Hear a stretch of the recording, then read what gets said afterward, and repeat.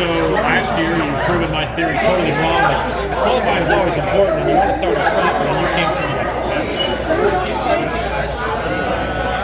I don't know. We got a good penalty. Yeah. I think we qualified like 6th, but yeah, we maybe 16, 17, something like that. Keys to this race, it's not fully at night. But have some grip up top. We're gonna have the highlight practice.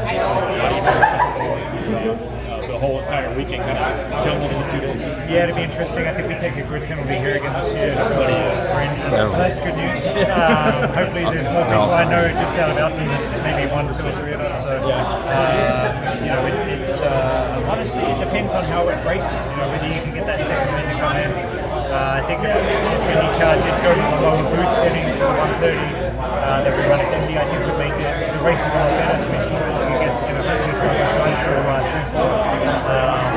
Hopefully that's maybe not off the table, even though we're not starting with it. But it will depend on the tyre. I don't imagine there's going to be much degradation throughout the race. They brought up tyre that we had here last year just to compensate for the extra weight from the moment. So a lot of unknowns, I guess. We've heard your favorite term from a couple drivers, fuel save. Is that going to be a part of it? We could have some long green flag runs? Well, I think last year we definitely caught a lot of people off guard. Eliminating a stop. I think there was only one other car we pretty much did lap the whole field, so that was fun. But obviously, a lot of other people know they can do it now, so it'll be interesting to see how that plays out. But the added downforce and added drag, we could put it more of a compromise there. But you'll have to be difficult so people like how the yellows fall and how that plays out. And there's always a winning strategy for every car on the grid. You just got to find it, you got to pick it, and hopefully you can get the right one. How do you think the hybrid will affect this week compared to Iowa? Probably not much. The thing about it is everybody's got it, right? I think the amount of deployment is very low. I imagine most people just use it on the exit 2 and regen either in 3 or into 1. I think lap time it's maybe a 10%.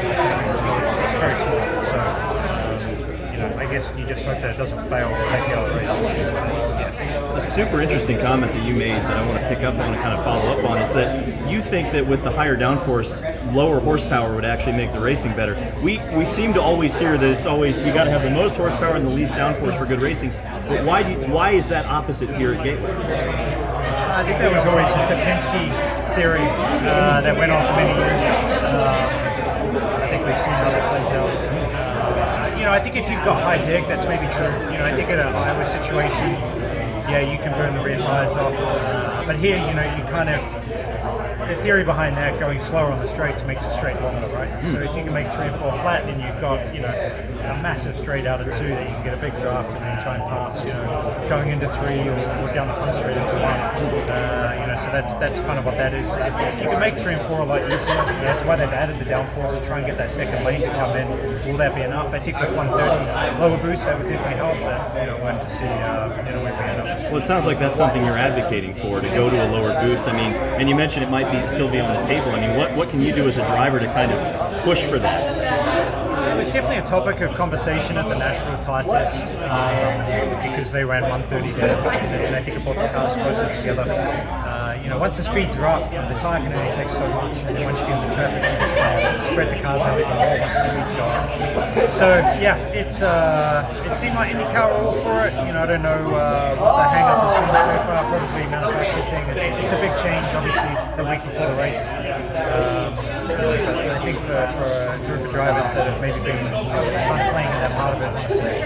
Something that seems like it's been so difficult at the oval races, particularly here, but we saw it at Iowa now, is that once you get to the back of the field, if you're running up front, you really can't do anything. Is there anything that kind of can be done to make lapping cars easier, or is it just the fact that everybody's so close, everybody's got the same stuff that you really can't make as much of a difference to pass them? Yeah, the biggest problem is Firestone make a really good tire. See, that's the issue. I think at Iowa you maybe had 2/10 or 3/10 of a second degradation from lap 1 through to lap 80 or 90. When you go faster on the last 10, people started peeling off. The great races that we saw at Iowa were 3 to 4 seconds of degradation. That's what you got to see. You got to make sure that the car is going to go a lot faster. Pitting early, you get tires, and boosting using more fuel that's in the tank. So that's the key. I think Firestone know that. They're a tire company. They want to make sure their product looks good. But obviously, as a fan of motor racing and an IndyCar fan myself, you want to see great racing. Last thing, and this is maybe a dumb question. Is there there used to be like a driver council where you come together and say, hey, the three of us, obviously I'm sure you'd be part of it, want this.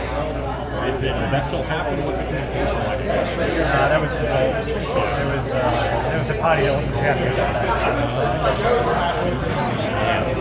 that. Last question for me.